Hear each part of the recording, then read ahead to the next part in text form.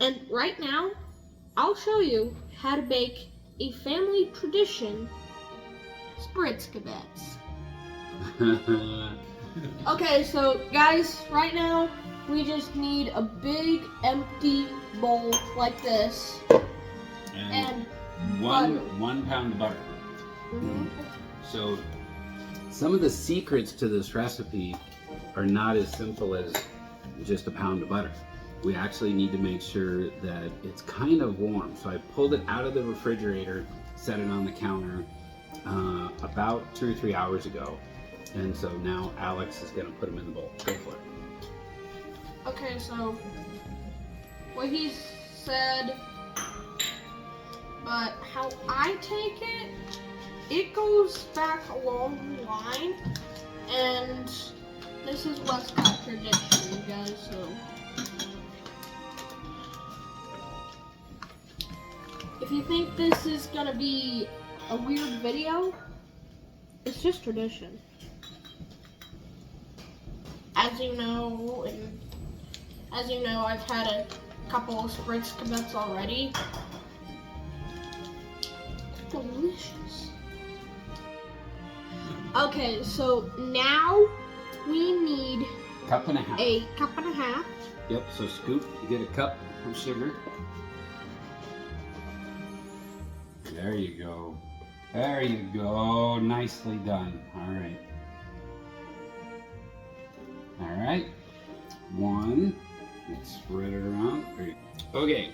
Let me jump in here. I'm going to do the 1 tablespoon of vanilla.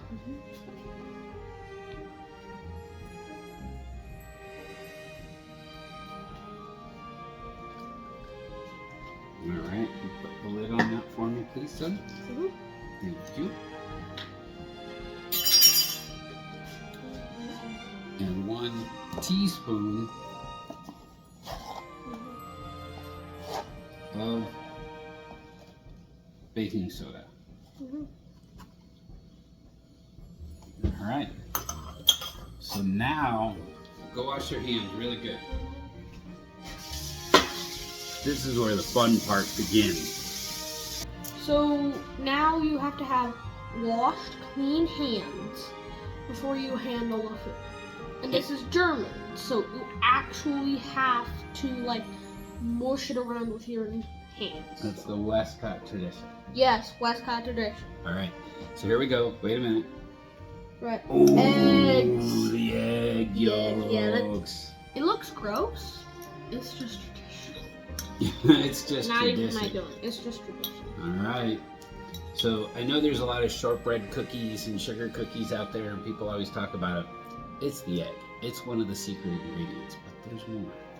All right, son, dig in. You know what to do. Oh, yeah! Oh, yeah, it feels so sandy and mushy all around. So this video is going out to the Westkott family in the entire world. Like, we're the last 2 people alive who know how to bake Spritsgeback. Well, that's not exactly true. There's people that do Spritsgebacks all over the world. But the Westkott tradition, I'm worried that it's lost. You're doing a good job, though. I think you're almost ready for flour. Give it a couple of good tough ones. Giving it all I got, man. All right. All right. All right, there you go. So here's 1. There you go. Mix it in. It feels so dusty. We're gonna do 6 cups of flour, but only 1 or 2 at a time. You gotta mix it in slow, and then there's a little bit of a secret. Like, it gets gooey and powdery there for a second, but I assure you, it's all in the name of goodly deliciousness. All right. You ready?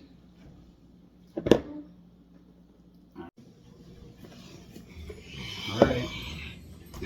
I am the Put it down. Come on. I make cookies. All right. Yeah, that's just me being funny. All right. So now we're gonna put 2 more in. Okay, bring the bowl a little closer, please. All right. 1. So this makes 4. All right, try to mix it. It gets tough at this point. Okay, Alex has done an amazing job, but it gets tough at the end, doesn't it? So now we got 1 more cup of flour, so it's 6 cups of flour. And there's a little bit of secret that my dad did that isn't in any of the recipes, but it gives you the right viscosity or the right thickness of it all, and it mixes better. And you know what that is? It's a little bit of water. This is how he does it. Come here, bring your hands over. Bring it over. And just rinse them just a little bit. Go ahead. Other side too. So that's enough. All right, put your hands over it. Bring it back over. He was always saying that he had to have clean hands. Go ahead, start mixing it. But I learned later, after mixing this, really he was adding some water. And he does it at different phases throughout the mixing. And even at the finish line, before we put it in the squirter, the extractor, that we've got to add a little bit of water. And he was doing it as he's just muscling it, going back to squirt and baked. So this is about perfect. I can get into a great big ball, and then we're going to let it store in the refrigerator wrapped up in cellophane for about 24 hours. And we'll come out tomorrow night, unwrap it, and bake it. Hi. Hi. So we're back the next day. We got all the dough mixed yesterday. We wrapped it in cellophane and put it in the refrigerator. And so, but before we start,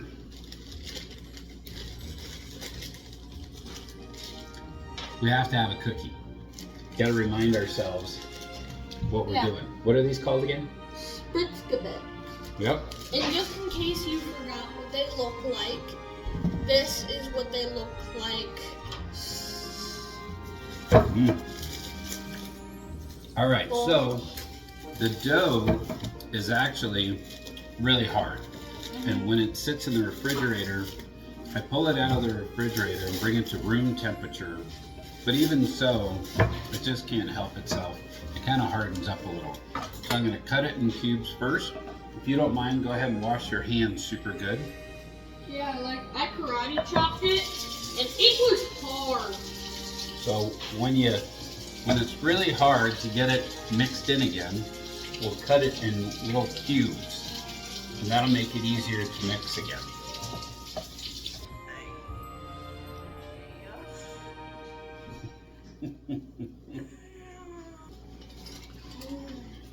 So the next thing that we're doing is we're going to be getting the extractors or the squirters, the spritz part of it. And there's different kinds. You can get the screw-on kind. I like using my father's old spritzer. And the most key ingredient to make it exactly like the Westkott Spritz is using the teeth. So there's a lot of options and companies out there that sell it, but it's really what makes it just right. I call it the teeth spritzer. The other one is the thumb spritzer. So the thing that I do is I like to get a little bit of butter and put it on my hand and rub it on the inside of the spritzer. It really helps to keep things going and squirt out a little bit better than not having it. So a lot of this took a lot of work, didn't it? Yeah, we mixed it for a long while. So the next part is, you can see we got them in balls, and then I start getting this ready to about the same size of the extractor. But what we want to do is get the cookie sheets ready. Now, when I was a kid, I remember buttering the cookie sheets, but now we kind of cheat with the parchment paper. Perfect.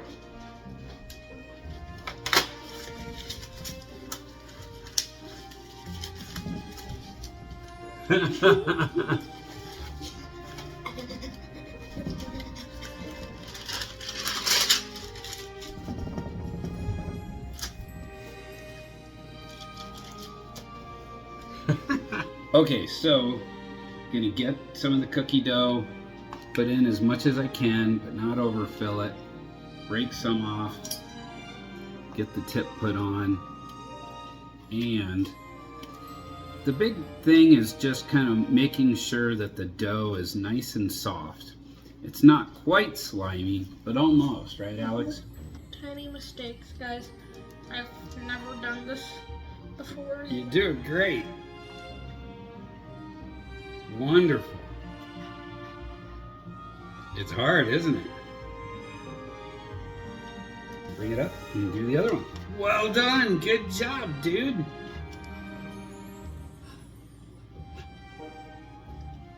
Proud of you. You are spritzing. You are squirting it. Oh, do it. All right, come on over. Keep it going. Yay! And good. Come on over. Set it down. All right. Now, go ahead and cut them into lengths that you think look good. Yep. All right, so I got them all ready, and they're going in the oven. He always said use the middle rack, so but just somewhere midway in the oven is great. And it's at 335 degrees out. They're looking pretty good. And one of the tricks that we do right when we pull it out is you can see that we had them cut, but I'm gonna have Alex come on over. You go ahead and take the knife and you go ahead and cut them in the same spot that you did before. Yep. There you go. There you go. Good job. But the trick is you want to get them to where they're just a little bit golden brown. If you flip them over and they have this nice golden tint to the edges, you know you got it just right. So that's how we make Spritsgeback cookies, the Westkott tradition. Pretty good. Enjoy. All right, now just do it. No, stop eating. Yeah, So, give him a lecture.